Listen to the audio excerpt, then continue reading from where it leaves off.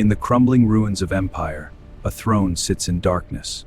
Blood stains the crown of Caligula, the Roman emperor who descended into madness and terror. Rome ruled the known world, from Africa's deserts to the edges of Britannia. Everything bowed to its power.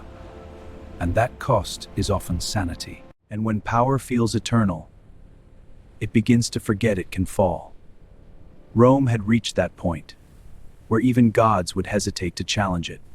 He was born into the most powerful family on earth, the Julio-Claudian dynasty.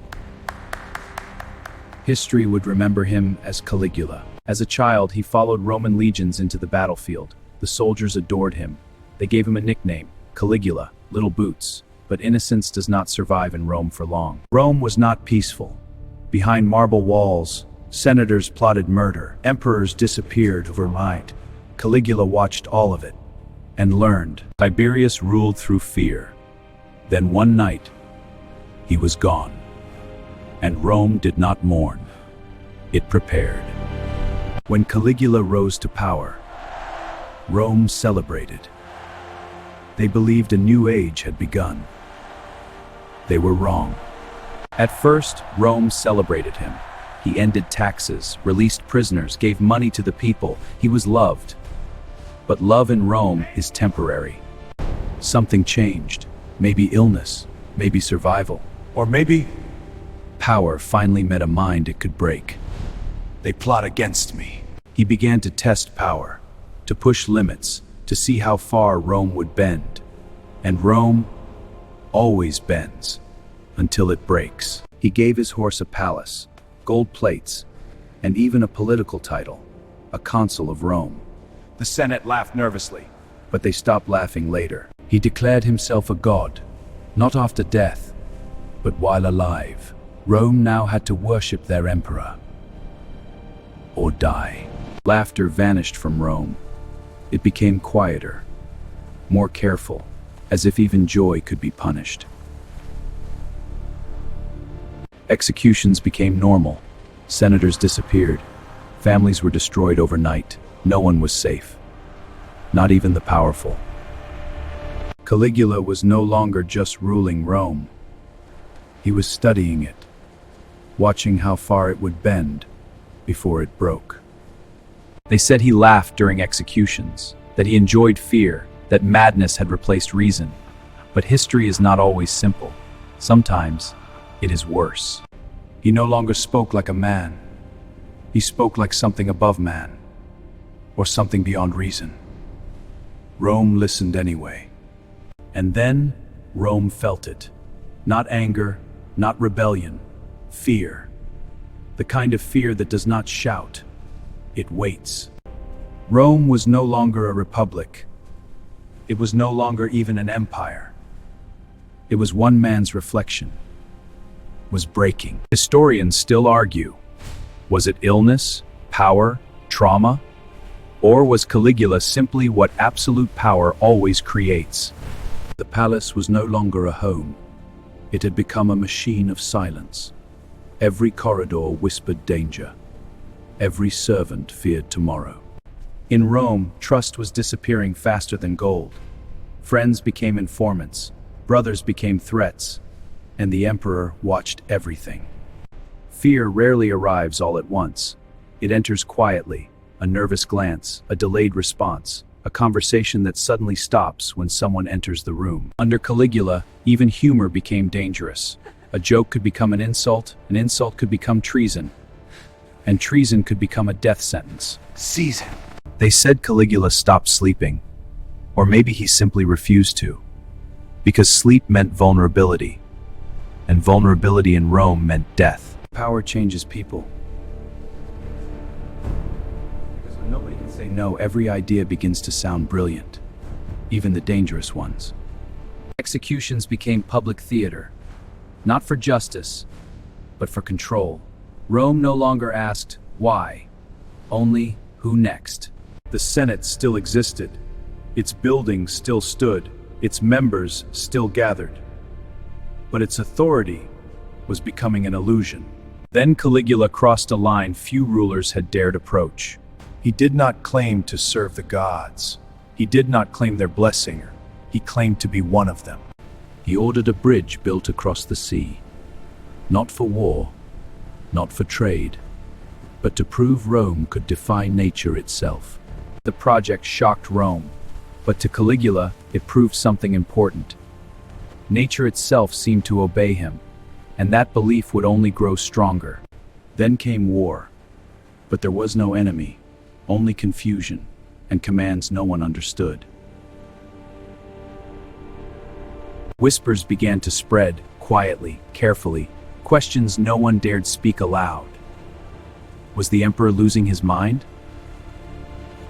In Rome, questions could be expensive, especially the wrong ones, and the definition of wrong changed every day. In Rome, loyalty was no longer a virtue, it was a gamble, and the stakes were life or death. Even the army began to whisper, not of victory, but of instability at the very top.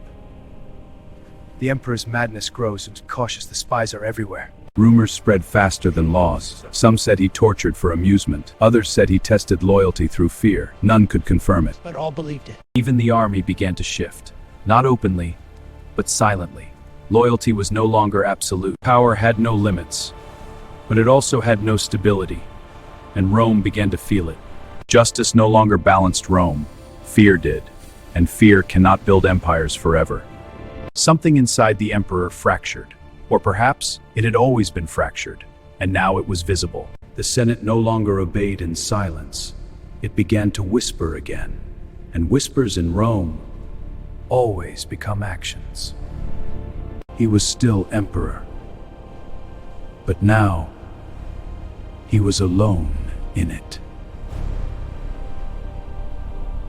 Rome held its breath, not knowing what would break first, the city or the man who ruled it. The palace became a maze of shadows. Every step echoed like judgment.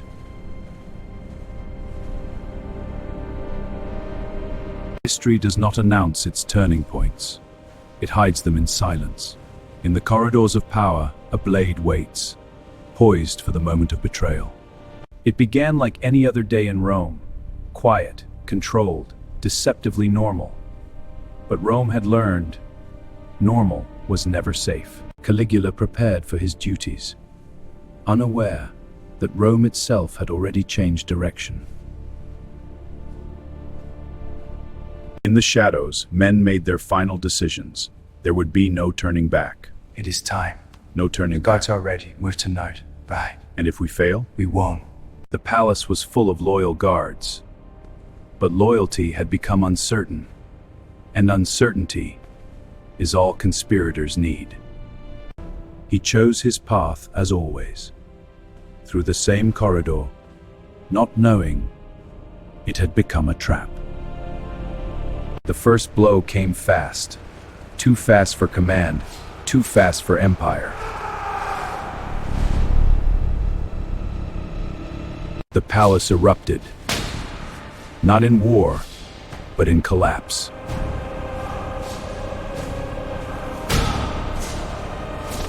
For a moment, Rome did not move, it simply froze, as if reality itself had stopped to listen. Then panic spread. Inside the palace, order collapsed instantly.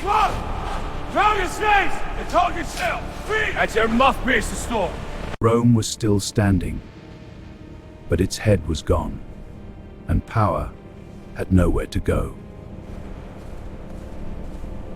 The real fear was not what had happened, it was what would happen next, because Rome always replaces its emperors. If the emperor is gone, who will rise to act? In the chaos, they found him. Claudius, an unlikely survivor of the imperial bloodline. He did not seek power, he did not expect it, but Rome had no patience for hesitation.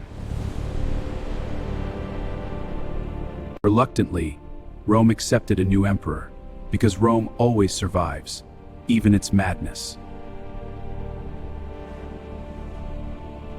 Caligula's name was not remembered with honor. but with fear and disbelief. Was he mad? Was he broken? Or was he simply the result of absolute power? History still argues. Rome teaches a simple truth. Power without limits does not create gods. It creates destruction. But Rome does not end with one man. It continues, stronger, harsher, older. Emperors rise, emperors fall, but Rome remains. And history remembers one truth above all: even the most powerful man in the world is still only human.